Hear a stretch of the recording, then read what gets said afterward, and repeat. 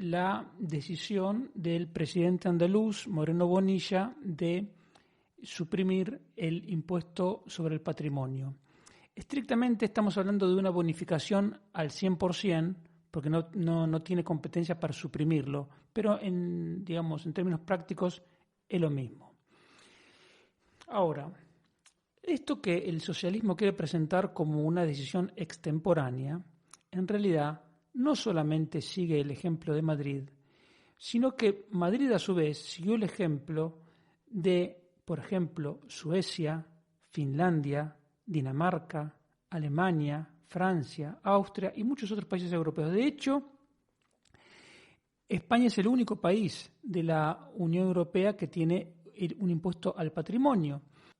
Y los socialistas, ajenos a esta realidad en el que lo que está fuera de foco es España manteniendo este impuesto, critican esta decisión con dosis parejas de demagogia y de falacias.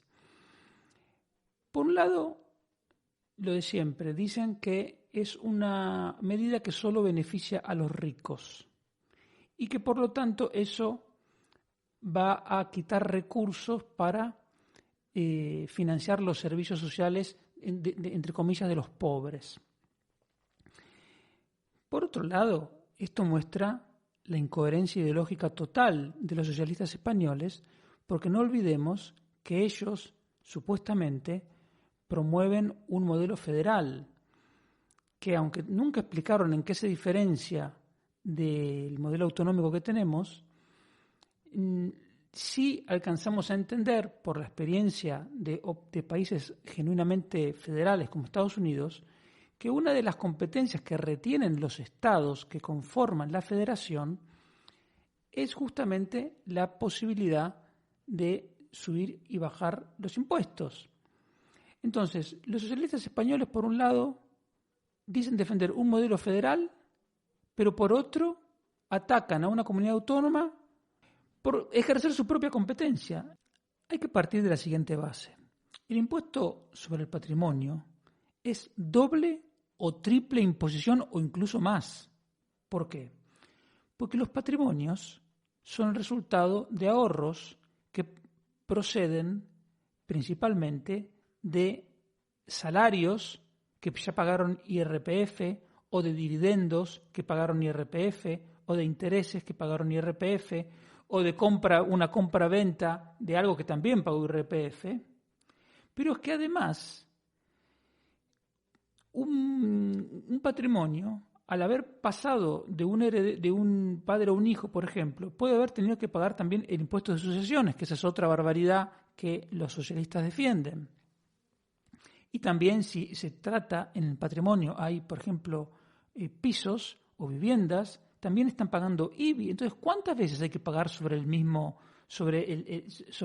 dinero? Por lo tanto, la supresión de este impuesto es una cuestión elemental de justicia. Entonces, ese es el primer punto que hay que tener en cuenta. O sea, todavía no empezamos a discutir el tema económico y no es ni siquiera necesario discutirlo para advertir que este impuesto es inmoral. O sea, hay que suprimirlo más allá de cualquier otra consideración económica porque, insisto, es meter la mano en el bolsillo al contribuyente 2, 3, 4 o más veces por el mismo dinero. Entonces es una barbaridad. Ahora sí entramos en la parte económica. Como ya te he dicho alguna vez, la diferencia esencial entre los países ricos y los países pobres es la cantidad de capital que han acumulado. Capital en términos por habitante, ¿sí?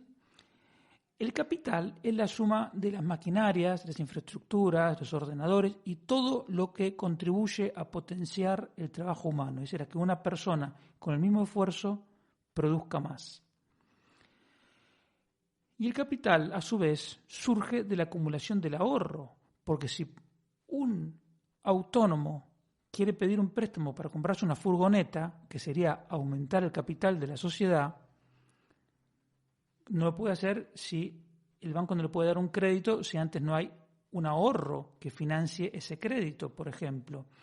O si a un autónomo, siguiendo con el ejemplo del autónomo, se le cobra una creciente cantidad de impuestos, se le quita ahorro con el cual se le hace más difícil acumular un capital, bueno, a un autónomo y a cualquier persona. El problema es que entonces cuando, por el motivo que fuere, se consigue constituir un patrimonio, un capital, y viene el gobierno a arrebatarte una parte de eso, lo que está haciendo está empobreciendo a toda la sociedad, porque está atacando la variable fundamental que se necesita para que un país prospere, que es el capital, ¿sí? Pero el problema es que cuando el gobierno insiste en cobrar estos impuestos extemporáneos, al que empobrece no es al rico, sino es al pobre, al currante. ¿Por qué? Porque si tú tienes 5 millones de euros en el banco y Pedro Sánchez dice que va a poner un impuesto a las grandes fortunas, tú coges los 5 millones de euros y te vas a vivir a Portugal, donde este impuesto no existe, o te vas a vivir a donde quieras. Pero si tú eres un camarero que trabaja en el restaurante de la esquina, no puedes irte a ningún lado. Y pese a que al camarero no le cobran el impuesto, el camarero va a estar peor si el millonario se fue a Portugal, porque no va a comer en el restaurante, porque no va a hacer gastos que directa o indirectamente repercuten en el camarero y en todos los demás trabajadores. Yo ya te he contado más de una vez que los salarios solo pueden subir de manera sostenible si aumenta la productividad, es decir, si una persona produce más. Por supuesto que para producir más no pretendemos que corra o que trabaje, digamos, 18 horas por día. No.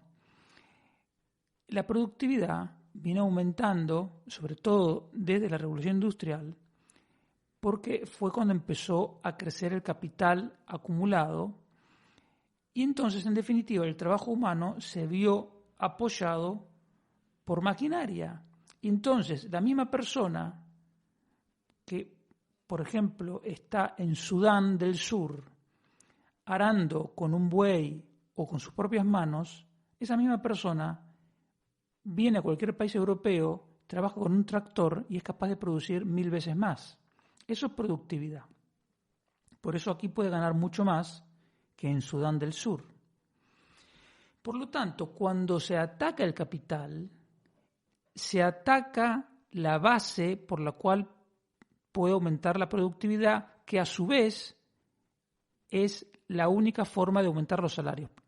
Para hacerlo más breve, cuando atacas la acumulación de capital, lo que estás haciendo es como prohibir que aumenten los salarios de manera genuina. Por lo tanto, es una decisión, la postura socialista, paradójicamente, es absolutamente empobrecedora y ataca fundamentalmente a la gente más pobre. Cuanto más pobre, más perjudicado está por el impuesto al patrimonio, aunque en su vida tenga que pagar ni un solo céntimo de eso. Pero el punto es que además, cuando se suprime el impuesto al patrimonio, se favorece, como digo, la subida de los salarios y en general se favorece la inversión productiva. Porque si tú eres una persona que tienes 5 millones en el banco y viene Pedro Sánchez y te quiere quitar, digamos, 80.000 euros, tú tienes menos dinero, muy bien. Pero si Pedro Sánchez se queda quieto y tú retienes ese dinero va a estar disponible, por ejemplo, para dar crédito a empresarios que a su vez van a poder incrementar el capital social. Entonces, suprimir el impuesto al patrimonio favorece la actividad económica, por lo tanto favorece la creación de empleo y entonces favorece la recaudación de IRPF, de cotizaciones sociales, de IVA, fundamentalmente, ¿sí? Por lo tanto, es absolutamente falso decir que porque se suprime el impuesto al patrimonio van a faltar recursos para financiar los servicios sociales. Al contrario, probablemente haya más recursos, ¿sí? Porque la mayor actividad económica va a permitir generar todos esos recursos adicionales.